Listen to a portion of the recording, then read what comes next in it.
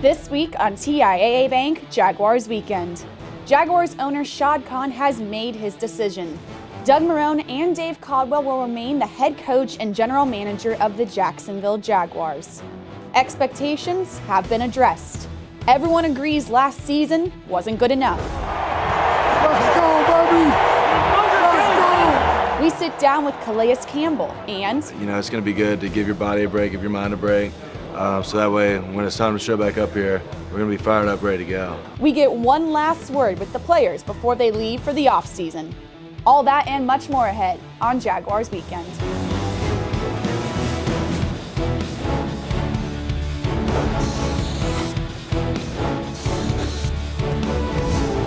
This is TIAA Bank Jaguars Weekend. TIAA Bank, created to serve, built to perform. And Geico, 15 minutes could save you 15% or more on car insurance. Visit geico.com to see how much you could save. I know in my heart, like I said before, I could take this team to better roads and can do a better job.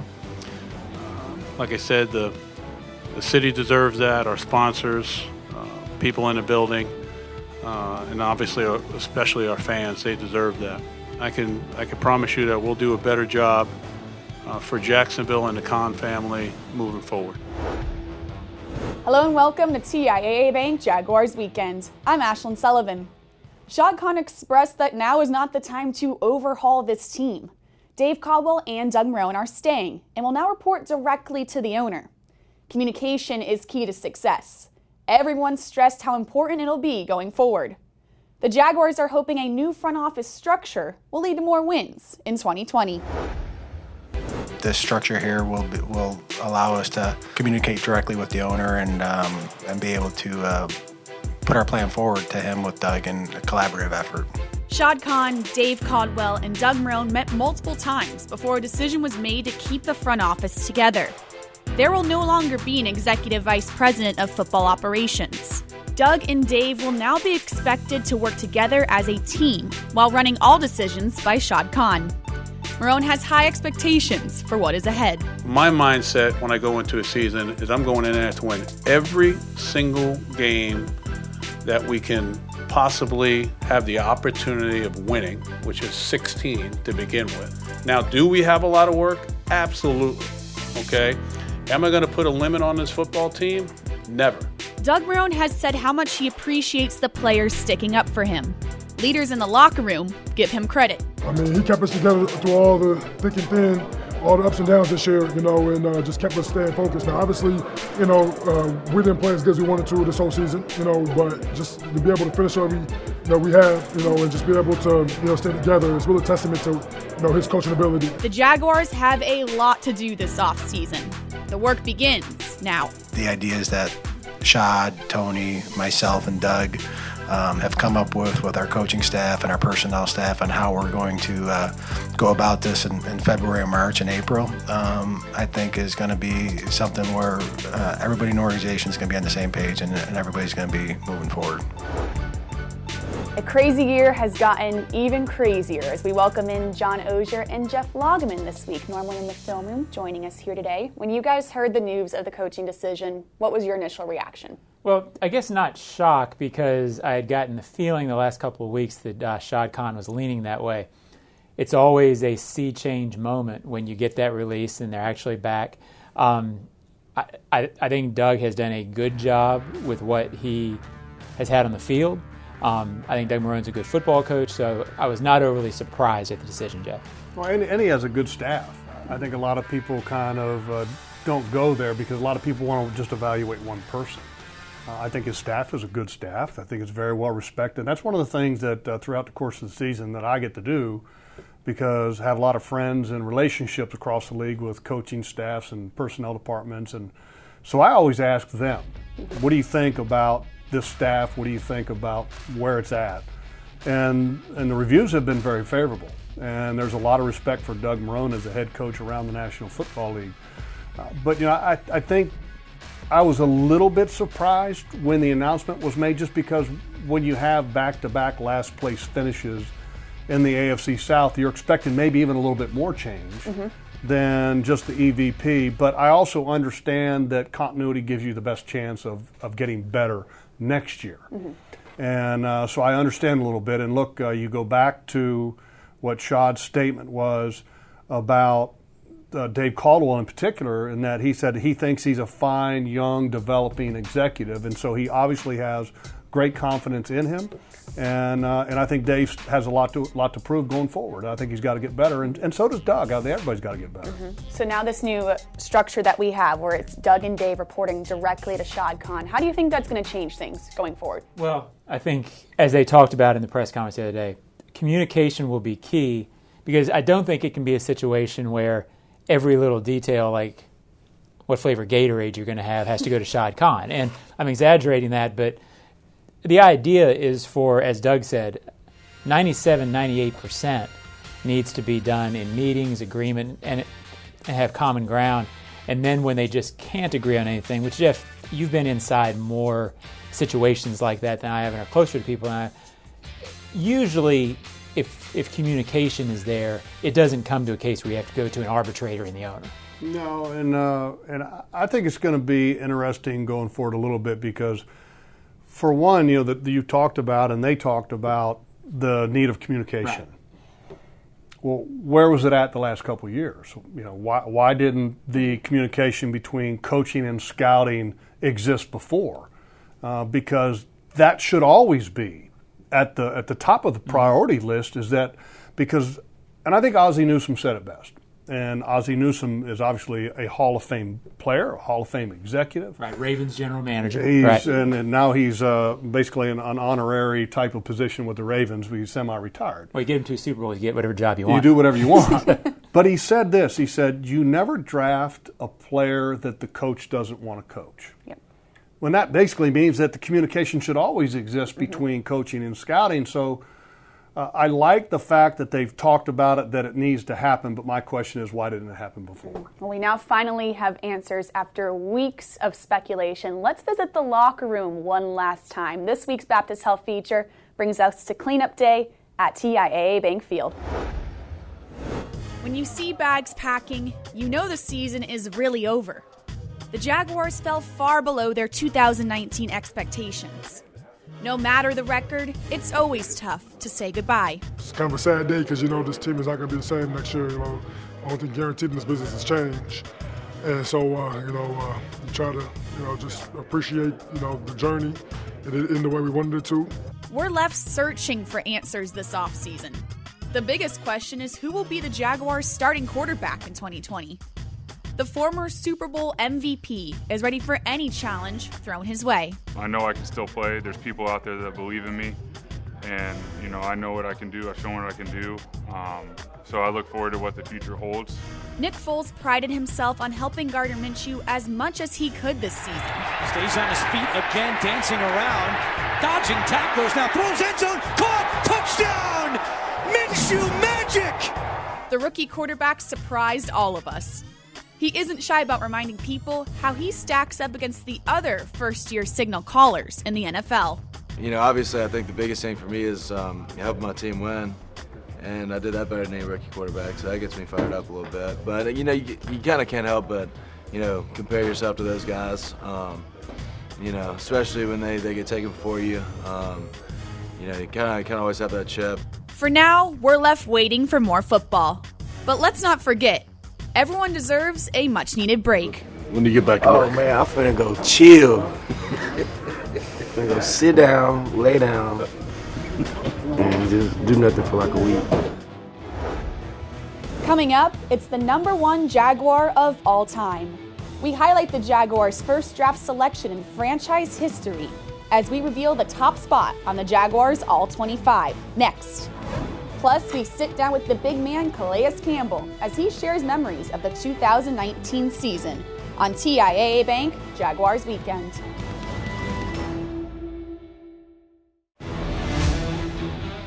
There's no guarantees, and so you better enjoy the process. You better enjoy what you have and be thankful for it. And I'm really happy for the 5 guys who made it. They are great football players, and they definitely deserve to be in the Hall of Fame. And I'm glad for him. Really happy for him. Disappointed for myself, but that's okay. We'll see what happens. The three-time Hall of Fame finalist is hoping 2020 will finally be his year. It would be a much-deserved accomplishment for Tony Boselli. Welcome back to TIAA Bank Jaguars Weekend. I'm Ashlyn Sullivan. We've made it to number 1 on the Jaguars All-25 list. The Jags' first overall draft pick continues to have a major impact on the organization. He's a member of the Pride of the Jaguars, and I think we can all agree he deserves a spot in the Hall of Fame. Number 1 on the top 25 Jaguars of all time, Tony Boselli. The Jaguars All-25, presented by Sharpie. Number 1, Tony Boselli. It's a shame the guy isn't in the Hall of Fame. I don't think there's any question about that. He should be in there. They're doing him a disservice. He's the best offensive tackle I've seen in my lifetime with my own 2 eyes. Brunell under center, Quentin Newyear. Head bobbing from left to right, drops to throw. Has time. Now looks long downfield for Keenan McCardell. McCardell's got the ball! 10, 5, touchdown Jacksonville! Tony Boselli played left tackle in Jacksonville for 7 seasons. He was named to 5 straight Pro Bowls and was an All-Pro 3 times. He played a position that goes unnoticed. But when 71 was on the field, you couldn't take your eyes off him. Tony Boselli was the only offensive lineman that I ever just watched him play at times, where I just watch him destroy a defensive end coming towards him. He wanted to hurt you. Tony Boselli didn't want to just keep you off of his quarterback. That's what average tackles do. Tony Boselli wanted to put you in the long coat on the sidelines and end your day. That's the thing about Tony Boselli. He was mean and nasty on the football field. He played the game a violent way, challenged everybody, took all challengers, and was a great player. Boselli was named to the 90s All-Decade team. He earned that recognition based on the way he played against the league's best. If you're Bruce Smith or Reggie White, you don't want to have to play against this and get blocked all over the field and see your reputation suffer. When he faced the best players did nothing against him. Boselli's breakout performance came during the wild card round of the 1996 playoffs. The former first-round draft pick dominated future Hall of Famer Bruce Smith. One-on-one with Bruce Smith. Nobody to help him. He's got to keep those feet moving, does a terrific job of running him around the cup. Here he's lined up out in space. Boselli just stones him. The Bruce Smith game. I mean, all you have to do is look at the Bruce Smith game. The guy was the defensive player of the year, and Tony threw him around like he was a child. Boselli became the first member of the Pride of the Jaguars in 2006. He is the most influential player in team history and is part of the fabric of the organization. The first pick in team history is the best player in team history. Everybody else is fighting for second because he should be in the Hall of Fame already. So Tony Boselli is the best Jacksonville Jaguar of all time. He's going to be in the Hall of Fame. And the caravan of people that will drive to Canton to that induction out of this city, it'll be the first Hall of Famer we've ever had, will be monumental. It'll be epic. I'm telling you, there will be a caravan. They'll have to shut down I-95 to have these people go to Canton and watch Tony Boselli get in because he so deserves it. Tony Boselli is the best player in Jaguars history.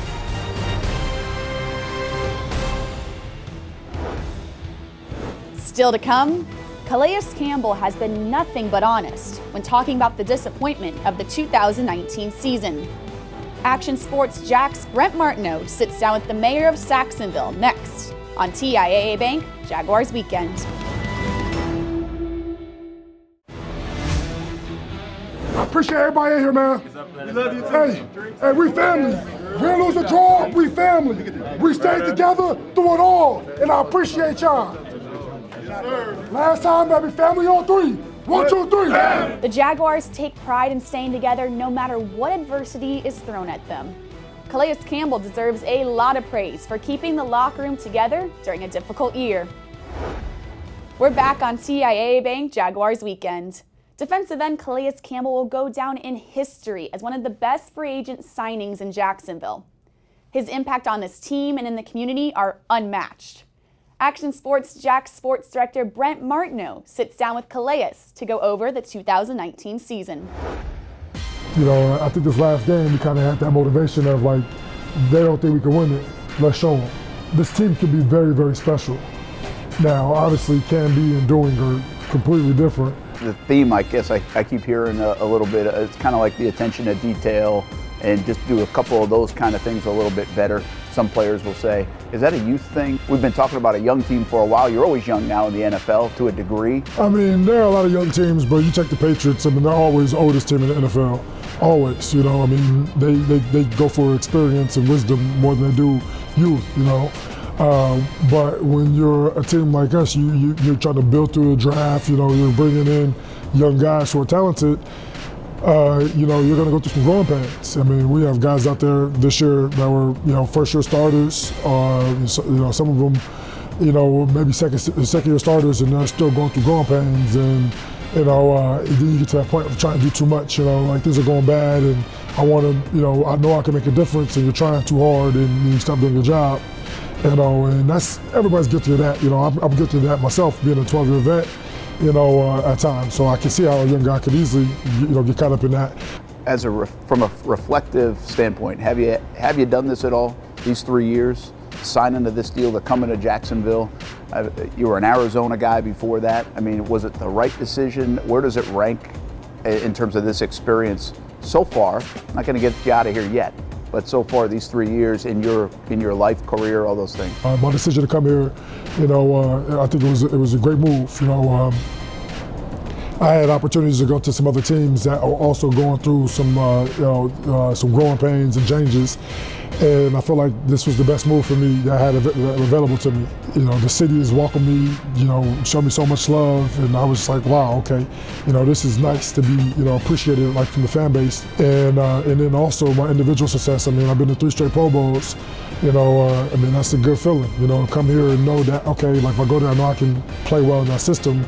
And to, you know, get, you know, rewarded for the Pro Bowls and stuff like that, you know, it's a good feeling. You know, like, yeah, you know, I feel like it was a great choice. I'm really happy with the decision I made to come here, and, you know, I hope it's not over. I really hope I get to play here, you know, for at least another year, you know, but who knows? I mean, this is, you know, I like it here a lot.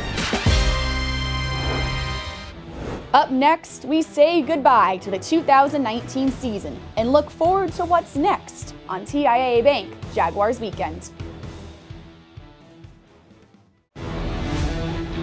Jaguars Weekend is presented in part by TIAA Bank, created to serve, built to perform, and Geico. 15 minutes could save you 15% or more on car insurance. Visit geico.com to see how much you could save.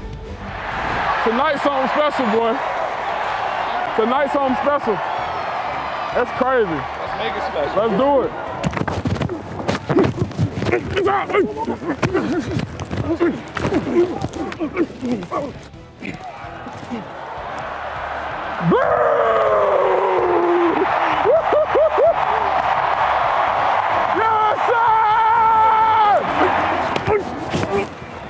Mitchell rolls to the right, looks, fires, toward the end zone. Caught! Touchdown!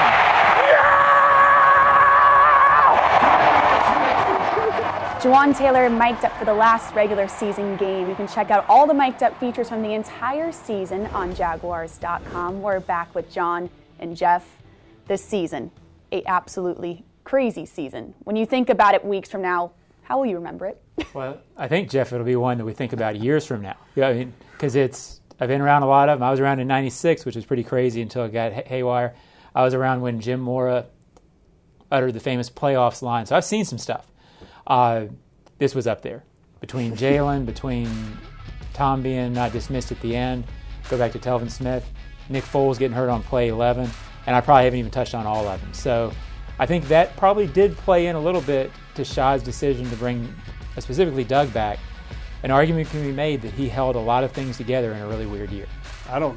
First of all, for me personally, I can't imagine a head coach operating in an environment to where you have the fines kind of hanging over the heads of the players, and trying to be an instiller of discipline when players are getting beat over the head with stuff like that. And I'm not trying to blame Coughlin for all of that stuff, but I think what also helped hold it together is that you have a good locker room. I think you had a good infusion of young talent, and this is a credit to Dave Caldwell. This is reality. His draft this past year was pretty good. I mean, you're talking about 2 Pro Bowl caliber type of players in round 1 and round 2. You can't argue that. So, but there needs to be more of that going forward from a personnel standpoint. But as far as crazy years, I've never seen anything like it. And I can tell you this, John, I've been involved with this football league for 30 some odd years. I've never seen a player quit on a team in the middle of the season. Never. No doubt there were some headlines. Thank you guys for joining us, and thank you for tuning in to Jaguars Weekend all season long. We'll see you in the offseason.